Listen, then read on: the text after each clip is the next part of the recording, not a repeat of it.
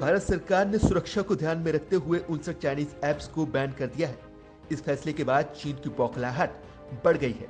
यही वजह है कि चीन की ओर से बयानबाजी भी तेज हो गई है। दरअसल चीन के सरकारी अखबार ग्लोबल टाइम्स के एडिटर हु सिजिन ने तंज लहजे में एक ट्वीट किया। इस ट्वीट में उसने कहा कि अगर चीन के लोग भारतीय प्रोडक्ट को बैन भी करना चाहें तो उनके पास कोई और विकल्प नहीं है।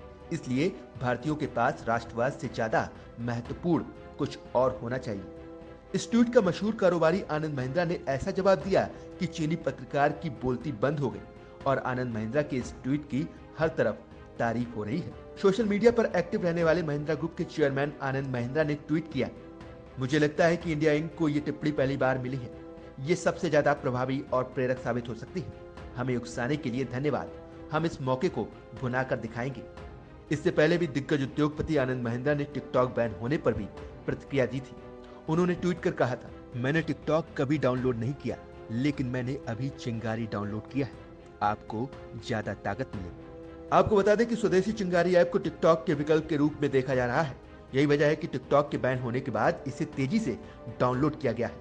भारत में चीनी ऐप्स को बैन किए जाने से बौखलाया चीन अब अंतर्राष्ट्रीय कानूनों का हवाला दे रहा है।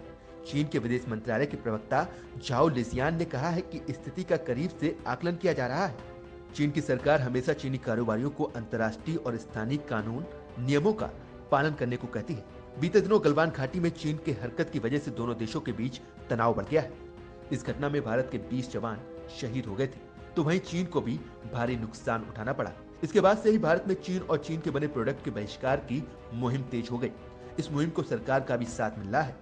यही वजह है कि सरकार ने चीन के निवेश को रोकने के लिए कई कॉन्ट्रैक्ट रद्द कर दिए, तो कुछ नियमों में भी बदलाव हुए हैं।